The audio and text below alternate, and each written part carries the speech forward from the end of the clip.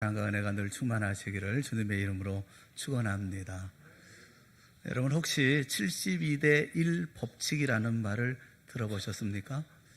72대 1 법칙이 있습니다. 마음 먹은 일을 72시간, 그러니까 3일 이내에 행동으로 옮기지 않으면 성공할 확률은 1%라는 것입니다.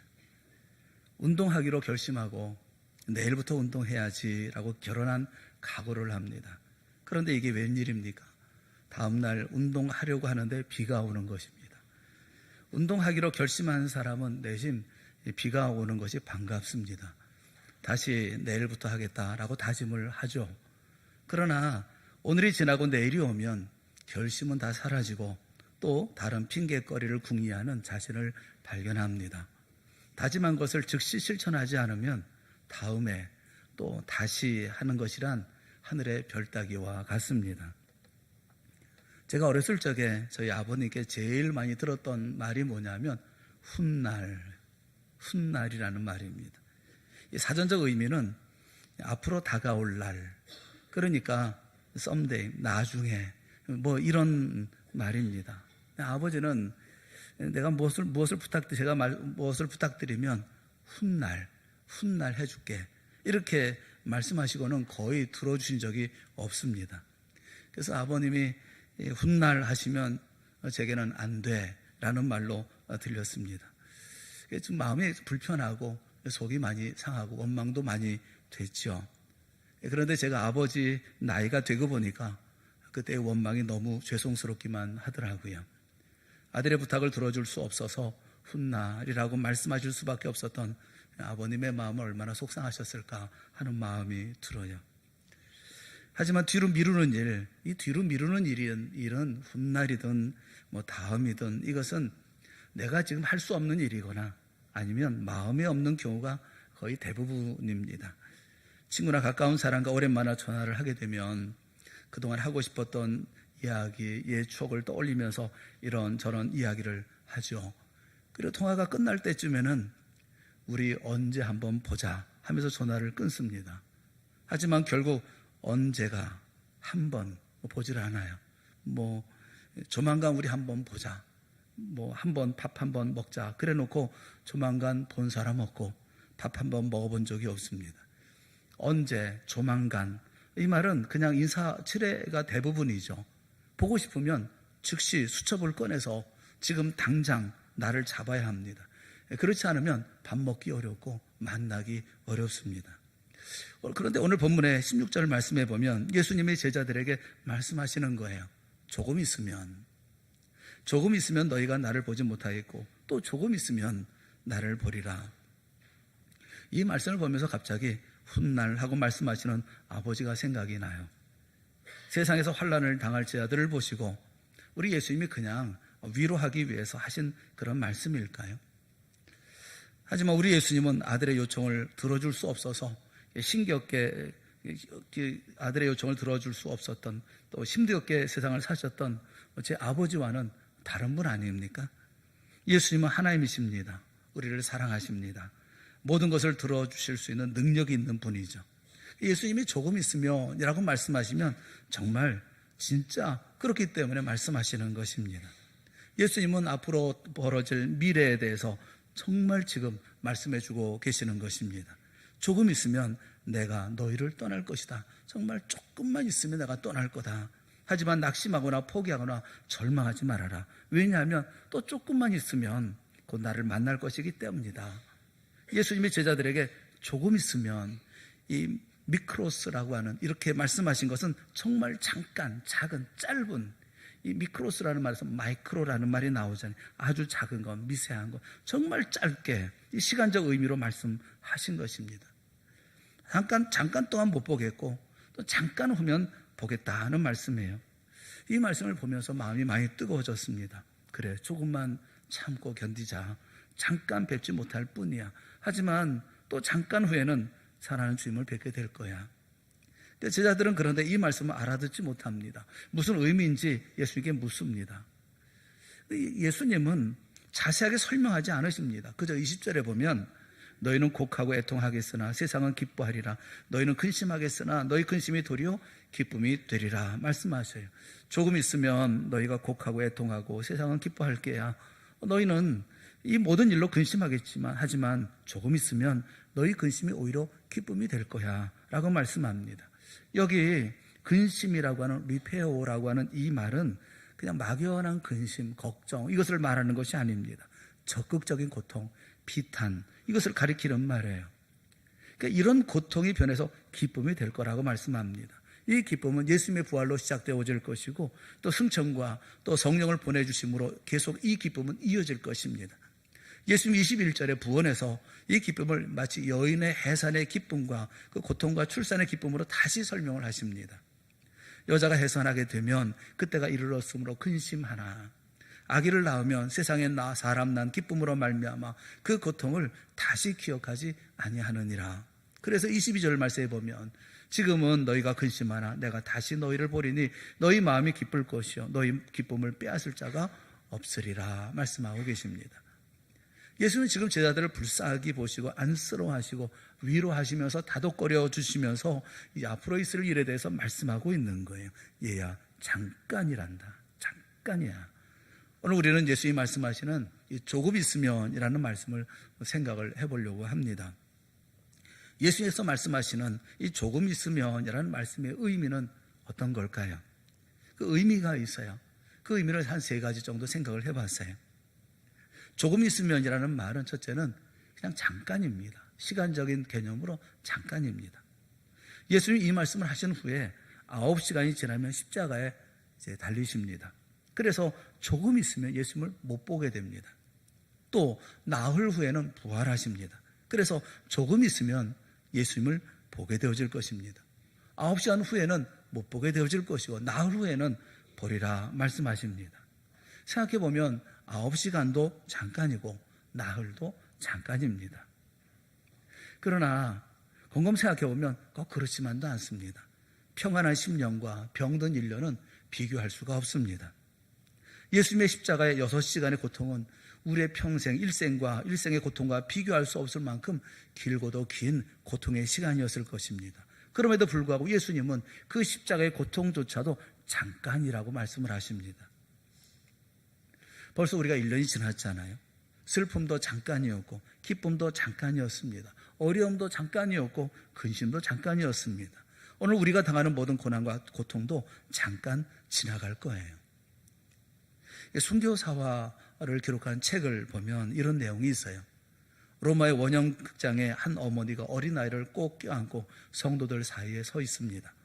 저쪽에서는 굶주린 사자들이 입을 벌리고 성도들을 향해서 달려옵니다. 어린아이가 사자를 보고 울면서 소리내어 웁니다. 어머니 가슴에 얼굴을 파묻습니다. 그러자 어머니가 조용히 그 아이를 타이릅니다. 얘야 잠깐만 참아라. 곧 밝아질 거야. 곧 밝아질 거야. 순교사화에 나와 있는 이야기예요. 지금은 고통과 두려움 그리고 고통과 아픔이지만 그 공포지만 그러나 그 순간 그 잠깐만 지나면 하늘나라가 우리 앞에 나타날 거야. 나를 영접하러 버선발로 나오시는 주님을 우리는 만나 뵐 거야. 사랑하는 여러분, 일생이라고 해서 그 몇 년이나 되겠어요. 잠깐만 참으면 밝아질 것입니다. 언제부턴가 저는 지나가는 사람도 유심히 보고 또 하늘도 유심히 보고 나무도 꽃도 가만히 바라보는 그런 버릇이 생겼어요. 가만히 서서 뭔가를 이렇게 가만히 지켜보는 그런 버릇이 생겼어요. 보고 있노라면 즐거우고 참 행복합니다. 보는 재미가 있더라고요. 마치 먼 외국 땅에 여행 온 듯한 그런 기분, 그런 기분이에요. 외국 여행하면서 그곳의 사람들을 보잖아요. 경치를 보잖아요. 그들의 문화를 보잖아요. 이런 모든 것을 다 사진에 담아올 수는 없죠. 어떻게 담아올 수는 없죠. 그래서 기억에서 지워지지 않도록 열심히 뚫어지게 봅니다. 세심하게 마음에 담습니다. 꼭 그런 마음이에요. 잠시 후면 떠날 세상 아닙니까? 잠시 후면 우리 주님을 만나지 않겠어요? 세상과 많은 사람들은 이곳에 남겨지겠죠. 그래서 마음속에 더 깊이 새겨두고 싶은 거예요. 사랑하는 사람들, 세상에 남겨질 사람들, 세상의 아름다움, 그 중에는 사랑도 있고 또 미움도 있어요. 기쁨이 있는가 하면 즐거움도 있죠. 반면에 고통도 있고 아픔도 있죠. 다 기억하고 싶은 거예요. 잠깐 오면 떠날 세상이기 때문에 그렇습니다. 사랑하는 여러분, 지금 당하는 고통과 어려움이 영원할 것 같습니까? 이전에도 그랬고 앞으로도 그랬지만 잠깐입니다. 조금 있으면 예수님 지금 십자가를 보고 계세요. 부활을 보고 계십니다. 승천을 보고 계셔요. 세상을 떠나실 예수님은 세상에 남을 제자들에게 말씀하시는 거예요. 걱정하지 마라. 잠깐이다. 조금 있으면 잠깐 지나가는 시간, 이 잠깐에 대해서 예수님은 지금 말씀하고 있어요. 잠깐이니 잠깐을 참고 견뎌라 말씀하고 있어요. 또 조금 있으면이라는 말씀은 큰 일이 아니라는 겁니다. 지금 너희가 곡하고 애통하고 근심하지만 이것은 큰 일이 아니라는 거예요. 그 자식이 대학에 들어갈 때가 되니까 부모인 저는 제가 죽겠더라고요. 본인은 또 얼마나 힘들겠어요. 뭐 대학에 준비하고 그러면서 혼자서 방 안에 들어가서 뭘 하는지 모르지만 어렵겠다 하는 생각이 들어요. 그런데 자식도 힘들겠지만 그걸 바라보는 부모는 더 힘듭니다. 말도 못하고 발표 날이 다가오면 다가올수록 가슴이 타와 들어갑니다. 빨리 그 대학에 합격이라도 했으면 좋겠는데 뭐 그게 마음대로 되지 않고 그럼 속도 상하고 또 아이도 걱정되고 그런가 하면 화도 나고 마음이 그냥 좌불안석이에요. 편치를 않습니다. 그런데 생각해 보세요. 요즘 대학에 못 가는 경우가 어디 있습니까? 다만 자기가 원하는 대학, 자기가 원하는 학과에 가느냐, 그게 문제일 뿐 아니겠어요? 그리고 실제로 이 대학에 가는 그 문제가 인생을 좌지우지할 만큼 중요한 문제입니까? 그렇지 않습니다. 인생은 내가 어떤 준비를 하든 하나님이 인도하시는 것이지 내 스펙으로 가는 게 아니에요. 그러고 보면 아이 인생의 대학이란 뭐 그리 큰 문제도 아닌 거예요. 대단한 것도 아닌 거예요. 함께 공부했던 친구들이 있어요. 음악을 공부했던 친구들이 있는데 한 친구는 피아노를 정말 잘 칩니다. 남자 이 친구들인데 그 피아노를 너무 잘 쳐요. 뭐 하는 줄 아십니까? 이제 서예 학원을 하고 있습니다. 서울에서 크게 서예 학원을 있습니다. 피아노를 열심히 치고 또 열심히 공부하고 대학은 열심히 피아노 이게 과를 나와가지고 그래서 지금은 서예를 지금 가르치고 있어요. 또 한 친구는 노래를 정말 잘하는 친구예요. 미성이고 목소리가 얼마나 좋은지 몰라요. 근데 그 친구 뭐 하는지 아십니까? 저 강원도에서 PC방 하고 있습니다. 여러분은 그 전공대로 사십니까? 큰일 아니에요. 대학도 큰일 아니고요.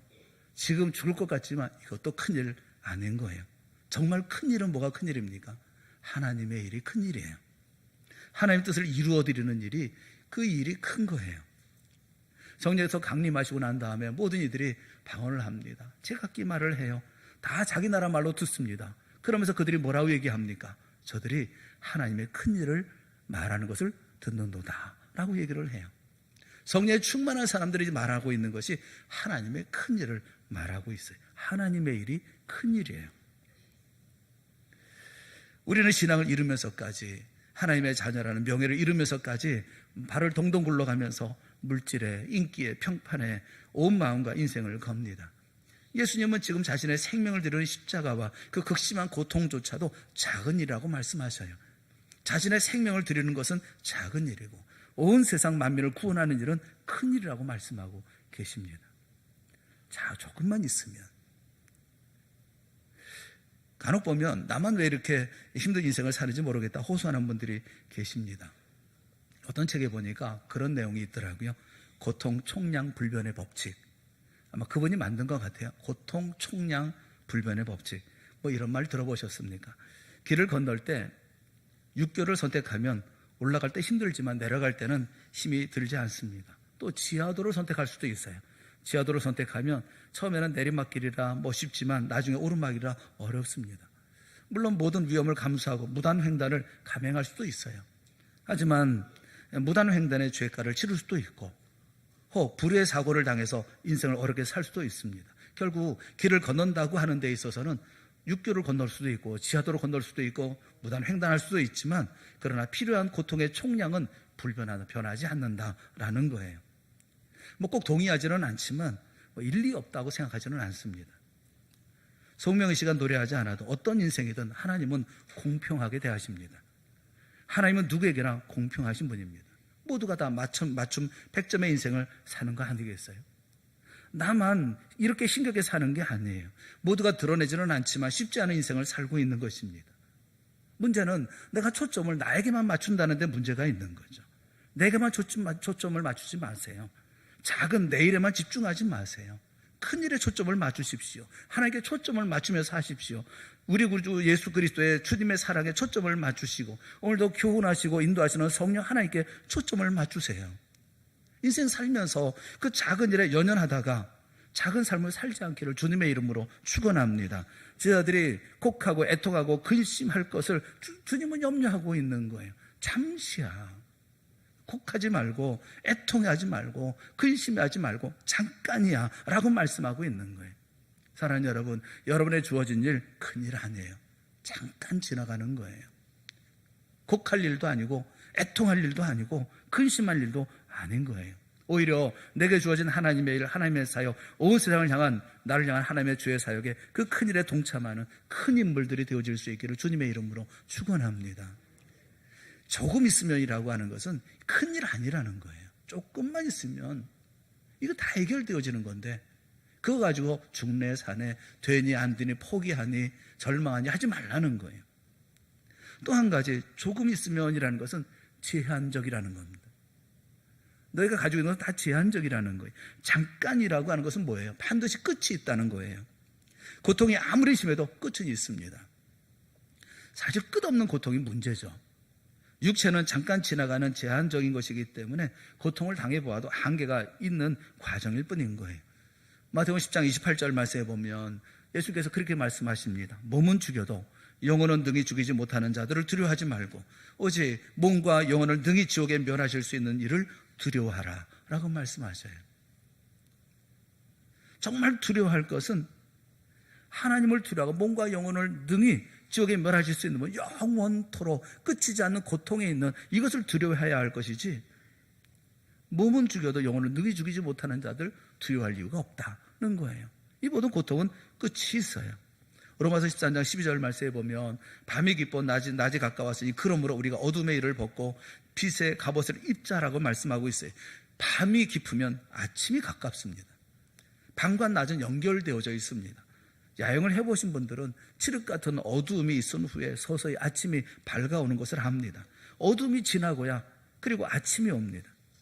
생명으로 가는 가정에 어둠이 있습니다. 그래서 어두운 가운데서 우리의 마음은 저 밝은 아침을 바라봐야 하는 거예요. 생각이 앞서서 저 앞에 가 있어야 한다는 것입니다. 우리는 무슨 일이든 그리스도 앞에까지 길게 내다볼 줄 알아야 한다는 거예요. 베드로전서 1장 6절에도 사도 베드로는 이렇게 얘기합니다. 그러므로 너희가 이제 여러 가지 시험을 만나거든 잠깐 근심하게 되지 않을 수 없으나 오히려 크게 기뻐하는도다. 예수님과 똑같이 말씀하고 있어요. 베드로도 예수님처럼 잠깐이라고 말합니다. 잠깐 근심하지 않을 수 없는 필연적으로 얼마간의 고통은 있지만 그러나 이 고통이 금방 지나갈 것이고 크게 기뻐할 거라고 말씀하고 있어요. 예수님은 기쁨이 된다는 중요한 말씀을 하고 계십니다. 20절에 보면 너희가 근심하겠으나 너희 근심이 도리어 기쁨이 되리라 말씀하셔요. 고통이 쭉 있는 게 아니에요. 이 고통이 도리어 기쁨이 된다고 말씀합니다. 전화위복을 말씀하세요. 화가 복이 된다는 보증만 있다고 한다면 이 일들이 마지막에 지금은 고통스럽지만 이것이 반드시 조금 있으면 다 복이 된다는 보증만 있다고 한다면 그 고통 누가 거절하겠어요? 기쁨으로 연결된 근심, 행보로 끝나는 슬픔, 뜻이 있고 약속이 있는 고통이라면 못할 것도 없지 않습니까? 고린도서 15장 20절 말씀에 보면 이런 말씀이 있습니다. 그러나 이제 그리스도께서 죽은 자 가운데서 다시 살아나사 잠자는 자들의 첫 열매가 되셨도다. 그런 말씀이 있어요. 예수님이 우리 부활의 표상이라는 거죠. 첫 번째 열매라는 거예요.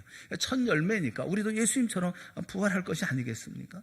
부활할 때 우리는 새 몸으로 부활하겠죠. 예수님의 부활이 그러한 것처럼 우리도 그렇게 부활할 것입니다. 그런데 예수님의 몸에는 흠이 있었어요. 손에 못자국이 있었고 옆구리에 창자국이 있었습니다. 제 생각에는 아마도 우리를 위해 생긴 흔적인 흉터는 부활 이후에도 영원히 몸에 남는가 보다 그런 생각이 들어요.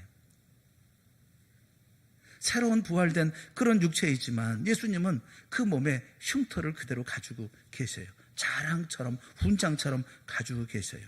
여러분, 만약에 영혼이 훈장처럼 자랑스럽게 날 상처라고 하면 여러분 감사하지 않습니까? 주님을 위해서 우리가 흘릴 수 있는, 이웃을 위해서, 사랑하는 사람을 위해서, 이 세상을 위해서 헌신할 수 있는, 그래서 얻는 그런 흉터고 그런 상처라고 한다면 그거 할 만하지 않나요? 영원한 시간 동안 내가 지니고 자랑할 만한 것이라고 한다면 말이죠. 이 모든 잠깐, 조금 있으면이라고 하는 이 말씀이 가지고 있는 것은 시간이 잠깐이라는 것이고, 우리가 가지고 있는 이런 모든 일이 큰 일이 아니라는 거예요. 작은 일이라는 거예요. 그리고 이것은 끝이 있다는 거예요. 제한적이라는 거예요. 이제 우리가 생각해 보려고 하는 것은, 그럼 조금 있으면 그 결과는 뭐냐는 거예요. 예수님은 아주 중요한 비유를 들어서 조금 있으면 이런 일이 있을 것이다 라고, 어떤 일이 있을 것인지 설명을 하고 계십니다. 그것이 21절에 있는 말씀이에요.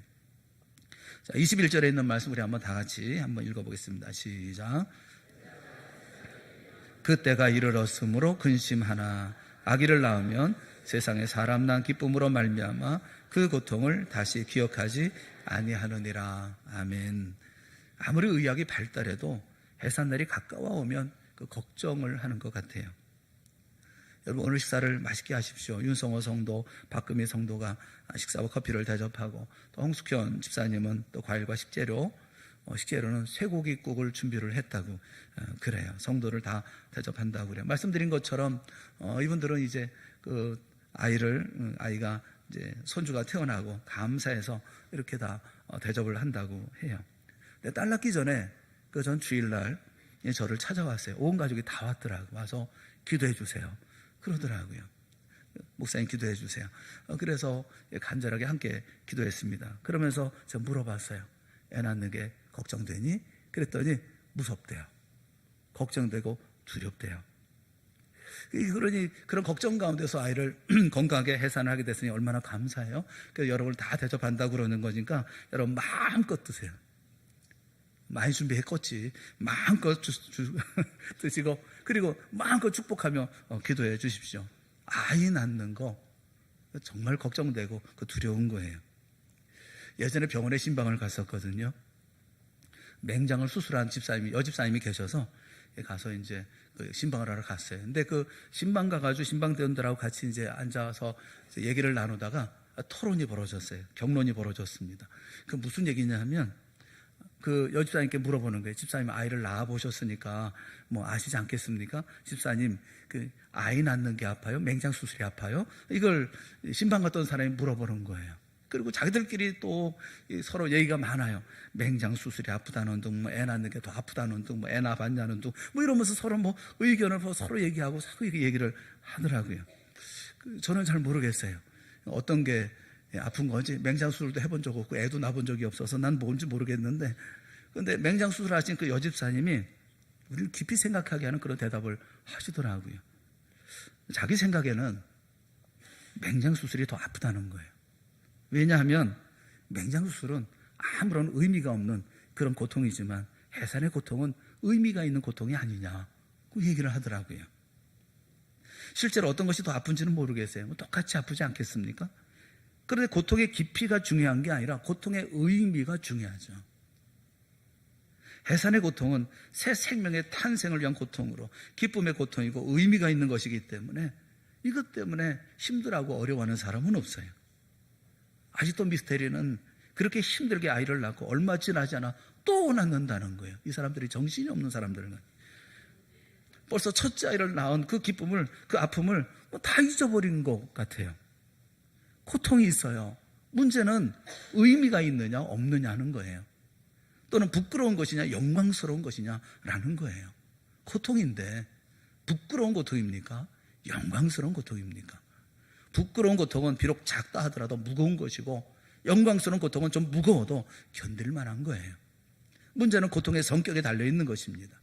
해산하는 여인의 고통은 아프고 괴롭지만 잠깐 후에는 그 고통이 도리어 기쁨이 되어지는 거예요. 그래서 고통이 문제가 되지는 않는 것입니다. 해산 후에 사람 난 기쁨, 생명의 기쁨이 있어요. 사람 난 기쁨은, 생명의 기쁨은 최고의 기쁨인 거예요. 탕자가 돌아왔을 때 형은 자기 주어진 모든 재산을 창기와 함께 먹어버린 그런 자식을 왜 반기느냐? 라고 화를 냅니다. 근데 아버지는 달라요. 죽었다가 살아났고 또 잃었다가 얻은 자식이기 때문에 살아 돌아온 것만으로도 기쁜 거예요. 그것으로 만족한 거예요. 생명을 얻은 거예요. 해산의 고통은 생명을 낳는 고통이기 때문에 그 고통을 기억하지 않는다. 예수님이 말씀하고 계시는 거예요. 해산의 지독한 그 고통을 잊지 않고 진저를 치면서 기억한다고 한다면 누가 아이를 또 낳겠어요? 죽을 것 같은 고통과 아픔이지만 그 두려움이지만 귀한 생명을 품에 안는 순간 그 모든 고통은 눈독도 다 사라져버리고 맙니다. 기쁨이 그 모든 고통과 아픔을 덜어버리는 거예요. 그와 같은 기쁨이 잠시 후에 너에게 있다라고 말씀하고 계세요. 그리고 주님은 이 기쁨을 빼앗을 자가 없다라고 말씀하십니다. 22절 말씀을 우리 한번 다 같이 한번 읽어봅시다. 시작.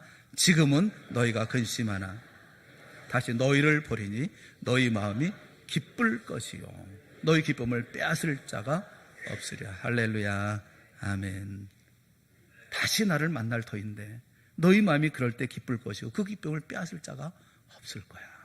세상에 그보다 큰 기쁨을 없을 거야. 미국 보스턴에 트리니티 교회가 있는데 그 교회 앞에 한 목사님 동상이 있습니다. 이분은 바로 제1차 대각성 운동을 주도했던 그 조나단 에드워드 목사님이에요. 그 조나단 에드워드 목사님의 원래 꿈이 뭔 줄 아십니까? 선생입니다. 중고등학교 선생이 되는 거예요. 그래서 기도하면서 도전하고 노력을 했어요. 그런데 도전할 때마다 실패하는 것입니다. 대학 교수 되는 것은 어렵지만 뭐 중고등학교 교사 되는 거 그거보다 어렵지는 않잖아요. 그만한 실력이 있는 분이 중고등학교에서 자꾸 떨어지는 거예요. 자꾸만 그 일이 좌절됩니다. 이거 좌절 끝에 그분은 결국 목사가 됐어요. 비두니아의 꿈이 깨지고 드라의 환상을 보았던 거죠. 목사가 되었어요. 그런데 목사가 되고 난 후에 전미 대륙을 다 뒤집어 엎는 하나님의 능력의 도구가 되었던 것입니다. 요셉도 마찬가지죠. 순종하면 순종할수록 좋지 못한 상황으로 떨어집니다. 노예로 팔리게 되어지고 감옥에 갇히는 고통과 어려움을 겪습니다. 그런데 자기를 팔아버린 형들을 만난 다음에 그 형들에게 뭐라고 얘기합니까? 요셉이 그들에게 이르되 두려워하지 마소서. 내가 하나님을 대신하리이까. 당신들은 나를 해하려 하였으나 하나님은 그것을 선으로 바꾸사 오늘과 같이 많은 백성의 생명을 구원하게 하시려 하셨나니 라고는 얘기를 하고 있어요. 그래서 고통당할 때 잠시 후라고 주님 말씀하시면서 더 이상 묻지 않게 되어질 거다라고 얘기를 해요. 23절에 보면 그날에는 너희가 아무것도 내게 묻지 아니하리라. 우리 마음속에 있는 기쁨이 이제 있기 때문에, 우리 마음속에 행복이 있기 때문에 그동안의 고통을 분석하거나 고통의 원인을 찾으려거나 괴로움을 호소하려거나 또는 불평하거나 또는 다른 사람을 비방하거나 이렇게 하지 않는다는 게 더 이상 생각하지 않는다는 거예요. 그 고통을 생각하지 않는다는 거예요. 충족한 기쁨만 있다는 거예요. 사랑하는 여러분, 주님께서 우리에게 하나님의 자녀된 자리를 허락해 주셨고 주님께서 우리의 십자가에 죽으셨고 또 주님께서 우리에게 믿음의 길을 허락해 주셨다고 한다면 내가 가는 모든 길들 가운데 고난 잠깐이라는 사실 여러분 잊지 말기를 바랍니다. 고난은 잠깐입니다. 그러나 기쁨은 영원한 거예요. 언제나 마지막은 우리의 것인 겁니다. 조금 있으면 못 보겠지만 조금 있으면 보리라. 지금은 근심하지만 조금 있으면 해산한 여인같이 기쁨이 그 모든 고통과 아픔을 잊게 하리라 라고 말씀하시면서 기쁨을 빼앗을 자가 없다 말씀하고 있어요. 주 안에 내게 주어져 있는 작은 슬픔과 고난 소화해낼 줄 아는 믿음의 사람들이 되어질 수 있기를 주님의 이름으로 축원합니다. 고통이 문제가 아니라 하나님을 바라보지 못하는 우리가 문제 아니겠어요? 주님을 바라보고 주 앞에 더 좋은 믿음의 삶을 힘있게 살아갈 수 있는 우리 동산의 성도들이 되어질 수 있기를 주님의 이름으로 축원합니다. 영생의 기쁨을 누리고 주 안의 기쁨을 누리고 그 기쁨으로 믿음의 역사를 만들어갈 수 있는 큰 사람들이 되어질 수 있기를 바랍니다. 자꾸 생경하고 그리고 모자라고 그리고 그 흔한 그런 일들 때문에 고통하고 괴로워하고 힘들어하고 그 가운데 쓰러지는 우리가 되지 말고 2019년 복되고 이고 승리하는 믿음의 역사에 이루어나가는 우리 모두가 다 되어질 수 있기를 주님의 이름으로 축원합니다. 기도하겠습니다. 사랑의 하나님 아버지, 은혜를 감사합니다. 오늘도 우리에게 말씀하여 주셔서 잠시 있을 이와 같은 우리의 모든 고난과 어려운 일들, 힘든 일들, 좌절하고 절망하고 포기하고픈 모든 것을 내려놓고픈 우리들에게 잠깐만 말씀하고 계시는 주의 음성을 듣는 우리 모두가 되게 하여 주시옵시고, 이 시간 주님 바라보게 하여 주시옵소서. 잠시 후에 만날 주님, 잠시 후에 내게 찾아오시는 주님, 내가 우리 가운데 역사하여 주시고 그 가운데 기쁨을 주실 주님을 바라보고 오늘을 견뎌내며 내일을 생각하고 내일에서 오늘을 바라보는 저희 모두가 되어질 수 있도록 은혜 베풀어 주시옵소서. 이기게 하시고 승리하게 하여 주시옵시고, 작은 일 때문에 우리의 인생의 삶에 큰 어려움이 되지 아니하도록, 그리고 큰 일을 감당해 나가는 하나님의 사람들이 되어질 수 있도록 성령이며 주장하여 주시옵시고 우리의 손을 붙들어 인도하여 주시옵소서. 예수님의 이름으로 간절히 기도드리옵나이다. 아멘. 우리 다 같이 자리에서 일어나셔서 우리